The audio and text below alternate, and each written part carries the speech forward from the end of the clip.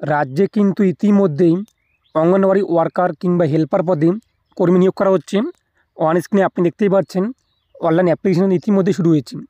তো দেখে নিচ্ছি আজকের ভিডিওতে আপনি কীভাবে অনলাইনে আবেদন করবেন স্টেপ বাই স্টেপ। অবশ্যই তার আগে আপনার যে করতে হবে, আপনি যে দেখতে পাচ্ছেন তো অবশ্যই ভিডিওর পাশাপাশি চ্যানেল সাবস্ক্রাইব করে পাশাপাশি অল করে রাখবেন। আর যদি সাবস্ক্রাইব করে গেছেন তাদেরকে অসংখ্য ধন্যবাদ। এবং আমি আপনাদের শুধু ভিডিওর ডিসক্রিপশনে যে লিঙ্কটি রয়েছে আবেদনের লিঙ্ক, নোটিফিকেশন ডাউনলোড লিঙ্ক থেকে শুরু করে এভরিথিং লিঙ্ক প্রোভাইড করে দিয়েছি। সেখানে ক্লিক করে আপনি সরাসরি কিন্তু এখানে আসতে পারবেন। এখানে আপনি দেখতেই পাচ্ছেন অনলাইন অ্যাপ্লিকেশন কিন্তু শুরু হয়েছে 1 মার্চ থেকে, যা চলবে 31 মার্চ পর্যন্ত। নিচে আপনি দেখতেই পাচ্ছেন অ্যাপ্লাই ফর অঙ্গনওয়াড়ি ওয়ার্কার, এরপর হচ্ছে অ্যাপ্লাই ফর অঙ্গনওয়াড়ি হেল্পার, এরপর হচ্ছে কিন্তু apply for anganwadi worker promotion. এই যে প্রমোশন রয়েছে এটার মানে কি, যারা অলরেডি হেল্পার পদে কাজ করছে অঙ্গনওয়াড়ি হেল্পার পদে, তারা কিন্তু অঙ্গনওয়াড়ি কর্মী যে রয়েছে সেই পদে প্রমোশন নেওয়ার জন্য আবেদন করতে পারবে। আমি আপনাদেরকে অঙ্গনওয়াড়ি ওয়ার্কার পদে কীভাবে আবেদন করবেন সেটা দেখিয়ে দিচ্ছি। তো এখানে আমরা ক্লিক করব। এরপর আমাদের সামনে রেজিস্ট্রেশন ফর্মটি চলে আসবে। প্রথমত এখানে আপনি আপনার নাম উল্লেখ করে দেবেন, এরপর আপনার মোবাইল নাম্বার বসিয়ে দেবেন। তারপর হচ্ছে রেজিস্টার নাও, এই রেজিস্টার নাওয়ে আপনি ক্লিক করবেন। পরবর্তী পেজে আপনাদের কিন্তু পাসওয়ার্ড উল্লেখ করতে হবে। আপনি যে মোবাইল নাম্বার উল্লেখ করেছেন সেই মোবাইল নাম্বারে আপনাদের পাসওয়ার্ড চলে আসবে, তা উল্লেখ করে দেবেন। এরপর হচ্ছে সাবমিটে আপনি ক্লিক করবেন। পরবর্তী পেজে আপনি দেখতেই পাচ্ছেন 4টি অপশান রয়েছে। প্রথম অপশানের মানে কিন্তু অঙ্গনওয়াড়ি সহায়িকা পদ থেকে অঙ্গনওয়াড়ি কর্মী পদে পদোন্নতি, আরেকটি রয়েছে অঙ্গনওয়াড়ি কর্মী পদে সরাসরি আবেদন, আরেকটি রয়েছে কিন্তু অঙ্গনওয়াড়ি সহায়িকা পদে হেল্পার পদে সরাসরি আবেদন। তো আপনি কোন পদে আবেদন করতে চান? আমরা ওয়ার্কার পদে আবেদন করতে চাই, তাই আমরা অঙ্গনওয়াড়ি কর্মী পদে সরাসরি নিযুক্তির জন্য আবেদন করুন, এই লিঙ্কে আমরা ক্লিক করব। এরপর দেখতেই পাচ্ছেন যে ICDS প্রজেক্ট নেম, এখান থেকে আপনি আপনার জায়গার নাম কী রয়েছে সেটি আপনি সিলেক্ট করবেন। নিচে আপনাদের কিন্তু ক্যাটাগরি সিলেক্ট করতে হবে। তো আপনি SC নাকি ST নাকি OBC, B নাকি PWD নাকি WS নাকি A, যা হয়ে থাকে আপনাদের সামনে যেটি আপনি হন সেটি আপনি এখান থেকে সিলেক্ট করবেন। এরপর উপরে দেখতে পাবেন সাবমিট হচ্ছে, সাবমিটে আপনি ক্লিক করবেন। এখানে আপনি দেখতেই পাচ্ছেন অ্যাপ্লিক্যান্ট নেম চলে আসবে। এরপর হচ্ছে ম্যারিটাল স্ট্যাটাস, আপনি ম্যারিড নাকি আনম্যারিড নাকি ডিভোর্স, যেটিও সেটি আপনি এখান থেকে সিলেক্ট করবেন। তারপর নিচে রয়েছে কিন্তু ফাদার্স নেম, এখানে আপনি আপনার বাবার নাম উল্লেখ করে দেবেন। তারপর হচ্ছে মাদার্স নেম, এখানে আপনি আপনার মায়ের নাম উল্লেখ করে দেবেন। যদি আপনি বিবাহিত হয়ে থাকেন সেটা আপনি স্বামীর নাম উল্লেখ করে দেবেন। ন্যাশনালিটি আমাদের ইন্ডিয়া থাকবে। এরপর আপনার ডেট অফ বার্থ কী রয়েছে তা উল্লেখ করে দেবেন। আপনার জেন্ডার কী রয়েছে এখান থেকে, অবশ্যই ফিমেল, সেটি আপনি এখানে সিলেক্ট করবেন। মোবাইল নাম্বার চলে আসবে, আপনাদের ইমেল আইডি এখানে উল্লেখ করে দেবেন। তারপর নিচে রয়েছে কিন্তু ক্যাটাগরি ডিটেলস, আমরা যেহেতু প্রথমেই সিলেক্ট করেছি সেটা এখানে কিন্তু চলে আসবে। এবার সার্টিফিকেট নাম্বার, তো আপনি যে কাস্ট এক কথা SC ST OBC AB যা হয়ে থাকেন, তো আপনি সার্টিফিকেট নাম্বার এখানে উল্লেখ করে দেবেন। কোন জায়গা থেকে ইস্যু করা হয়েছে সেই ইস্যু অথরিটির নাম এখানে উল্লেখ করে দেবেন, কোন SD অফিস থেকে।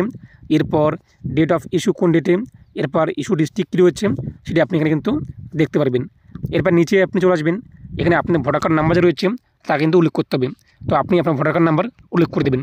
যদি আপনি ডিসেবল হয়ে থাকেন, একটা শারীরিক অক্ষম হয়ে থাকেন, তো এই বক্সে আপনি টিক মার্ক দিয়ে দেবেন, অন্যথায় আপনি ফাঁকা রাখবেন। এরপর নিচে আপনি চলে আসবেন। নিচে আপনি দেখতেই পাচ্ছেন যে permanent address as per voter card, অর্থাৎ আপনি ভোটার কার্ডে যে অ্যাড্রেসটি উল্লেখ রয়েছে সেই অ্যাড্রেসটি আপনি এখানে কিন্তু উল্লেখ করতে হবে।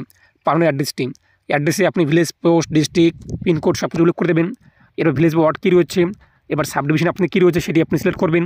ব্লক কী রয়েছে, পোস্ট অফিস কী রয়েছে, পিনকোড কী রয়েছে, পুলিশ স্টেশন কী রয়েছে তা আপনি সিলেক্ট করবেন। এবং ডিস্ট্রিক্ট এবং আপনাদের স্টেট কিন্তু অটোমেটিক চলে আসবে, যেহেতু আমরা প্রথমেই সিলেক্ট করেছি। যদি আপনি পার্মানেন্ট অ্যাড্রেস এবং প্রেজেন্ট অ্যাড্রেস সেম হয়ে থাকে, তাহলে আপনি কী করবেন, যে বক্স দেখতেই পাচ্ছেন বক্সে টিক মার্ক দিয়ে দেবেন, অটোমেটিক নিচের কলম ফিল আপ হয়ে যাবে। আর আপনাদের যদি প্রেজেন্ট অ্যাড্রেস আলাদা হয়ে থাকে সেটা আপনি বক্সটি আনটিক রেখে তা কিন্তু ফিল আপ করতে পারবেন। আমাদের যেহেতু প্রেজেন্ট অ্যাড্রেস এবং পার্মানেন্ট অ্যাড্রেস সেম রয়েছে, তাই আমি এই বক্সে টিক মার্ক দিয়ে দেবো। এরপর নিচে আপনি চলে আসবেন। নিচে আসার পর আপনি দেখতেই পাচ্ছেন যে ইয়ার অফ পাসিং, তো আপনি উচ্চ মাধ্যমিক কবে পাস করেছেন, তো এখানে ইয়ার রয়েছে, এখান থেকে আপনি আপনার ইয়ার সিলেক্ট করবেন। কোন ইয়ারে আপনি উচ্চ মাধ্যমিক পাস করেছেন সেটি আপনি সিলেক্ট করবেন। এবং আপনি কোন বোর্ড থেকে উচ্চ মাধ্যমিক পাস করেছেন আপনি মার্কশিটের মধ্যে পেয়ে যাবেন। যদি আপনি ওয়েস্ট বেঙ্গল বোর্ড থেকে পাস করেছেন সেটা আপনি কী করবেন, West Bengal Council of Higher Secondary Education আপনি মার্কশিটে পেয়ে যাবেন, তা দেখে দেখে উল্লেখ করে দেবেন।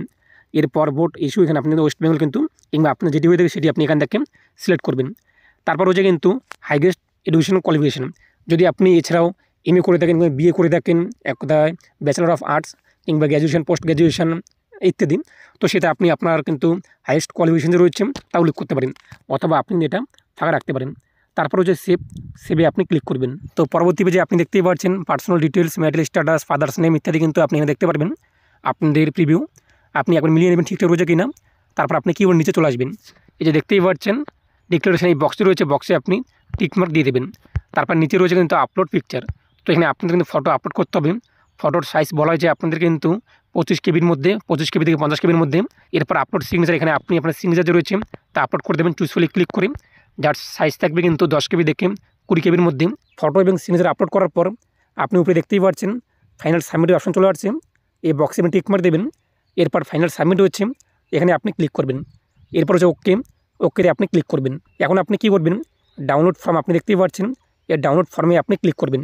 ডাউনলোড ফর্মে ক্লিক করতেই আপনার সামনে কিন্তু আপনার যে অ্যাপ্লিকেশন ফর্ম রয়েছে সেটা কিন্তু চলে আসবে। তো আশা করি বুঝতেই পেরেছেন আপনি কিন্তু এইভাবে অনলাইনে বাড়িতে বসে খুব সহজে আবেদন করতে পারবেন। এবং আপনি দেখে নিন যে আপনার জেলার কোন ব্লকে একদম নিয়োগ চলছে, এবং আপনি আপনার জেলার নাম কমেন্টে জানিয়ে দেবেন। যখনই আপনার জেলাতে চাকরি আপডেট চলে আসবে আমি আপনাকে জানিয়ে দেবো, এবং সমস্ত লিঙ্ক আমি আপনার ভিডিও ডিসক্রিপশনে প্রোভাইড করে দিয়েছি, সেখানে আপনি চেক আউট করতে পারবেন।